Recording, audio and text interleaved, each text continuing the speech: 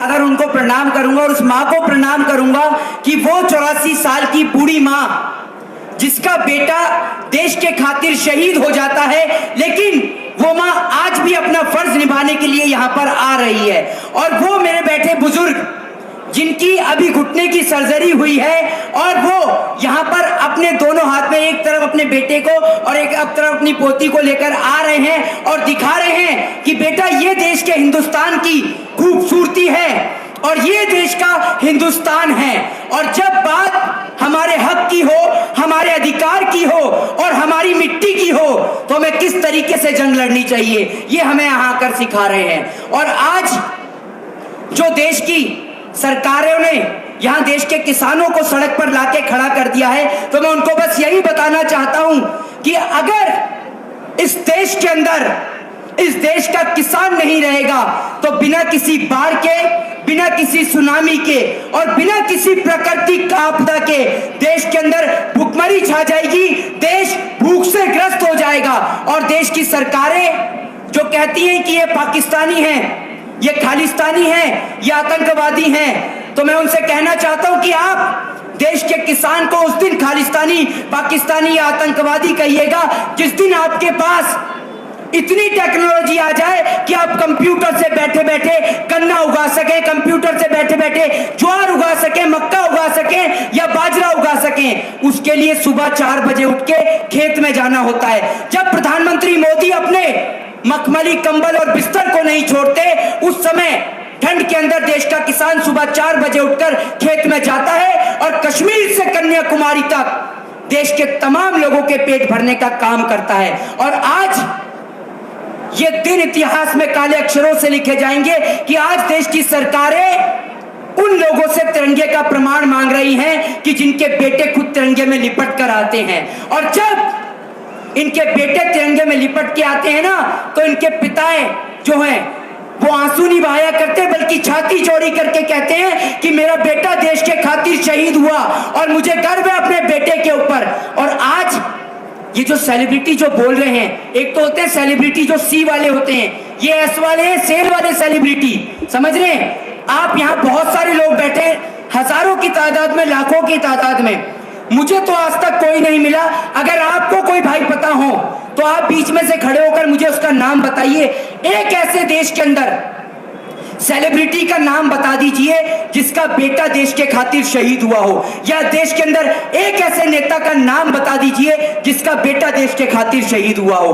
कोई नहीं है ऐसा देश के अंदर, समझ रहे हैं। देश में आजादी सभी को चाहिए, लेकिन लोग सोचते हैं कि भगत सिंह कौन बने और किसका बेटा बने, ये सोचिए आप देश के अंदर। और प्रधानमंत्री मोदी जी को कहना चाहूंगा कि अगर आप जनरल डायर है ना, तो हम भी जलियांवाला बाग हैं। चलाइए जितनी गोलियां आपको चलानी है, यहाँ पर एक नहीं 1 लाख सीने, 1 करोड़ सीने तैनात हैं। और आप और हम सब बात करते हैं देश के अंदर राजगुरु सुखदेव और भगत सिंह की। लोग भगत सिंह की बहुत सारी बातें कहते हैं, कहानियां पढ़ते हैं, लेकिन आप सब लोग भगत सिंह के बारे में शायद जानते ना हो। भगत सिंह अपने घर को छोड़कर चले जाते हैं, और भगत सिंह अपने घर को इसलिए छोड़कर जाते हैं, उनकी दादी उनकी शादी की बात चला रही होती है। तो भगत सिंह की उनकी दादी के आगे एक बात नहीं चलती है, जिस कारण भगत सिंह अपने घर को छोड़कर चले जाते हैं और पिता को लेटर लिख के जाते हैं। और उस लेटर में लिखते हैं कि पिताजी मैं आपसे क्षमा मांगना चाहता हूं कि मैं घर को छोड़कर जा रहा हूं, और वो मैं इसलिए जा रहा हूं ताकि मैं अपने देश के लिए, अपने देश को आजादी दिला सकूं। और उस दिन का दिन था और देश की आजादी का दिन था और देश की भगत सिंह की फांसी का दिन था। भगत सिंह कभी अपने घर पे लौटकर नहीं आए। तो आप और हम देश के अंदर आज अगर यहाँ पर बैठ के बोल रहे हैं ना, और मीडिया के लिए कहना चाहूंगा कि जितना बरेली के बाजार का झुमका नहीं गिरा, उतना मोदी सरकार के राज में मीडिया का स्तर गिर चुका है। और आज आप और हम जो बोल रहे हैं ना यहाँ पर, और मैं भी जो यहाँ पर खड़े होकर बोल रहा हूं, ये देन है देश के अंदर उन क्रांतिकारियों की, उन राजगुरु सुखदेव, मौलाना अब्दुल कलाम आजाद, भगत शहीद चंद्र। और हम किसी अंग्रेज के घर में बैठ के उसके जूते और चप्पल साफ कर रहे होते तो ये आजादी हमें देश के उन क्रांतिकारियों ने दिलवाई है। तो फैसला आपको और हमें करना है, क्योंकि अगर किसान इस देश की नींव है तो जवान इस देश की छत है, और हमें छत और नींव दोनों मजबूत चाहिए। ना हमें सरहद पे जवान की शहादत चाहिए, न खेत के अंदर किसान की आत्महत्या चाहिए। हमें दोनों पे ही रोक और पाबंदी चाहिए। तो सोचना आपको और हमें है, या तो देश को दोबारा से गुलामी की तादाद पे ले जाएं, या फिर ऐसे लोग जो रहते इस देश में हैं, खाते इस देश का हैं, लेकिन पसंद उन्हें पाकिस्तान की बिरयानी आती है, ऐसे लोगों को चुनना है। तो फैसला आपके और हमारे हाथ में है। और देश के अंदर जो लोग कहते हैं ना कि यहां पर तो बैठने की संख्या बहुत कम है, तो भाई आपको भी मौका है, एक बार आकर तो देखिए। ये देश का किसान है और ये आंखें आंसू आ जाता है कि हमारे होते हुए जो हमारे बड़े बुजुर्ग, हमारी माताएं बहनें, जिन्हें घर में होना चाहिए, अपने बच्चों को सिखाया जाना चाहिए, पढ़ाया जाना चाहिए, वो आज भी आपको और हमें सिखा रही हैं यहां आके कि कैसे हमने इस देश को आजाद कराया अंग्रेजों के चंगुल से। और आपको और हमें इस देश को दोबारा से गुलाम नहीं होने देना, क्योंकि सारा ही देश जानता है कि आज जो लोग हैं ना, ये लोग वो लोग हैं कि जब सारा देश अंग्रेजों से लड़ाई लड़ रहा था, लोहा लड़ रहा था, ये लोग रानी विक्टोरिया को सलाम ठोकने में लग रहे थे, अंग्रेजों के जूते और चप्पल चाटने में लगे हुए थे। तभी तो 80,000 स्वतंत्रता सेनानियों में से सिर्फ एकमात्र सावरकर था जिसने माफीनामा लिखा। तभी तो उसे ब्रिटिश गवर्नमेंट जो है 60 रुपए पेंशन देती थी, वरना बता दीजिए।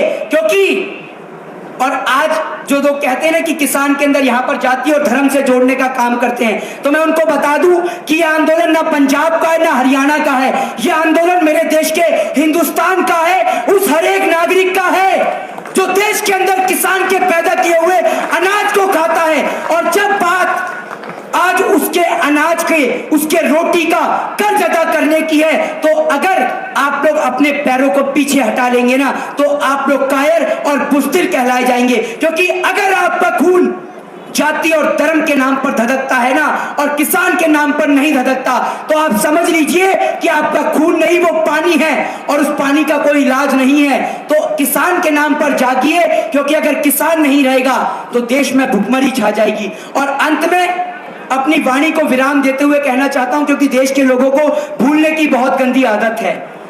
आप और हम, क्योंकि मैं उस समय नहीं था, लेकिन बैठे मेरे यहां पर बुजुर्ग उस समय जरूर थे, कि जब हमारे देश के अंदर अमेरिका से वो सड़ा हुआ वो पीएल लाल गेहूं आता था, जिसे खाकर देश के लोग बीमार होते थे, तब भारत देश में नारा दिया गया, जय जवान जय किसान का नारा, कि भूखे मर जाएंगे लेकिन अमेरिका से सड़ा हुआ गेहूं नहीं लाएंगे। लेकिन आज देश की सरकार दोबारा से वही नौबत लाने को खड़ी कर रही है। अरे एक बात आप मुझे बताइए, मात्र चंद उद्योगपतियों के खातिर देश के तमाम किसानों को बलि का बकरा बनाना क्या जायज है? अरे सरकारें और प्रधानमंत्री मोदी जी के झूठ के बारे में तो क्या बोला जाए, ये तो पूरा देश ही जानता है। ये इतना झूठ बोलते हैं, कहते हैं भाइयों बहनों मित्रों, हवाई चप्पल वाला भी हवाई यात्रा करेगा। और आप ये देखिए, पहले तो कोविड के दौरान लोगों के पैर से हवाई चप्पल छीन ली, और अब एयरपोर्ट ही फेंक दिया, तो ना रहेगा बांस और ना बजेगी बांसुरी। तो ये वो लोग हैं, इन्होंने देश में कुछ बनाया नहीं है, लेकिन बेचा बहुत कुछ है।